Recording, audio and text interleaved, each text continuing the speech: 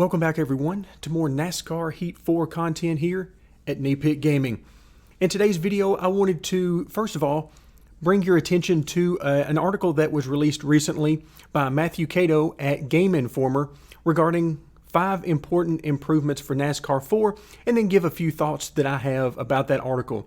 I will also link the article, the full article, in the description below, so be sure to take a look at the article, as he focuses quite a bit on the AI and improvements and changes to the AI, with the most important aspect of those improvements being that we're going to have more gameplay control via sliders. So we've already had a few different options in the game to control things such as AI difficulty, how often you want to pit, for fuel or tires or what have you. So we've got some different options like that, but it sounds like they've added quite a few more sliders that we're going to look at here in just a second. So we move down to the first big change, and we're talking about multiple racing lines by the AI. This is something that has now been confirmed that we were seeing in the very first trailer, particularly in the route that the AI were taking around Dover. We had some guys way up by the wall, and there was no one running underneath them, so they weren't forced up there. And so this just confirms that, yes, the AI will run multiple lines around the track, and I think that's going to be a huge improvement. As always, we'll have to see how it works out in actual gameplay, but this is certainly a great step and one that I'm very happy to see going forward.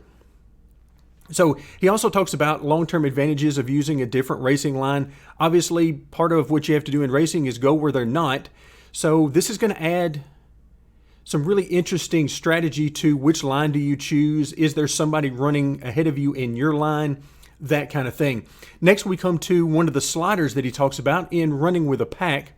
And in this case, you're talking about how compressed or spread out the field will get during the race. Now, again, we'll have to see how this works out in gameplay, but it sounds like if you're really interested in pack racing, if you really like the Daytona Talladega style, maybe you'll be able to get that at some of the other tracks, such as Michigan or maybe California, and maybe even some of the mile-and-a-half tracks. But if you prefer a more spread out field, you'll have that option as well. And one of my big things about games is options. I love it when developers basically give you as many options as they can and then let you choose what works best for you. I know some of you out there are going to love being able to compress the field and run more of a Talladega Daytona style race at different tracks. Others of you are going to favor more of a spread out field, and it's great that we have the option to do either. Also, we're going to have the ability to manually tweak the stability of both our car as well as the AI cars. Now, this is a little bit interesting to me, the way it's worded. So, tweaking the stability of our car, generally for a sim racer, this comes through the setup. But it sounds like there's going to be some way of adjusting how we drive the cars through a slider. So again, we'll have to see how that works out. But for the AI cars specifically, it's going to refer to their ability to recover from contact. So basically, whenever you hit one of the AI cars or they hit each other, are they like brick walls and nothing happens to them at all? Or do they spin out very easily? So it sounds like we're going to have some freedom there to determine exactly how that's going to work. Along with that, games drafting has been redone. And of course, that is a huge potential area for the 2019 race package, because we see quite a bit of drafting. In fact, that's what led to all the issues with group qualifying earlier in the year and why it ultimately had to be ditched for single car qualifying. But games drafting has been redone. This is another thing that we saw back in the trailer, because we saw drafting partners pop up on, I believe it was the bottom left-hand corner of the screen, and it told us who we were actually drafting with, either in front or behind us. So something else to look forward to. Then it talks a little bit about the dirt track origins, saying that this is going to be, it's going to play a larger role. It's going to be more in depth than it was in the previous iteration of NASCAR Heat 3. But it also points out that we do have that option that we've seen before, that we can start wherever we want. So if we want to start in the trucks in our career mode, we can, or if we just want to go straight to the top and start in the cup cars. So they've certainly enhanced the dirt track portion of the game. Obviously, this is in large part from the addition of Tony Stewart and him having a race team that you can either race against or race for. So it sounds like we've got some interesting changes coming for the dirt track racing. And then also, we've got a few other things that are going to happen.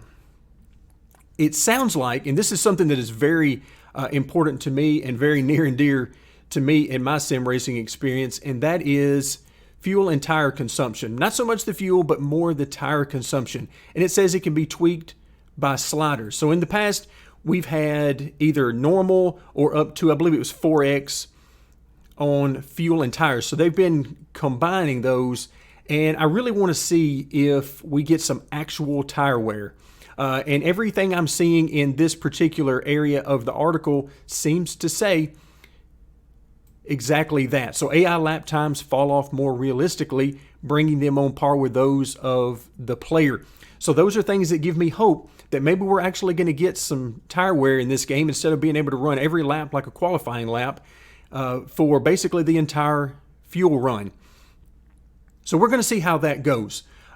Next, we're going to skip over the changes not made and go straight to the final area, which is the next stage in your career. So we already know from previous information that has been released that we can start in any of the series we want to in our career mode, but now it's talking about some contracted payouts have been changed to create more incentive for those who want more challenge. It kind of sounds to me like that means the higher the difficulty, the higher the payouts. And of course, that's always awesome. It gives you that incentive to really push yourself to get faster and be able to compete at higher levels. Also, something that I think has really been missing, and I'm really glad to see this get added as of NASCAR Heat 4, and that is your race team is now affected by how much, if any, damage you receive during a race weekend.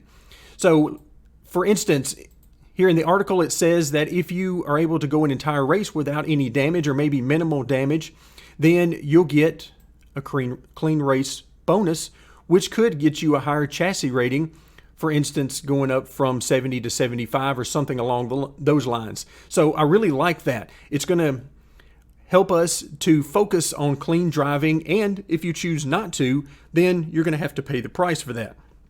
There doesn't appear to be any hindrance to that other than the ability to make enemies on the track by bumping too much.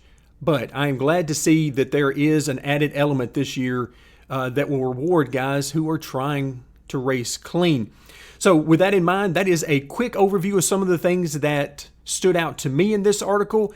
Once again, check the description below for a direct link to the article. Thank you very much to Gameinformer and Matthew Kato for a great article about some improvements in NASCAR Heat 4.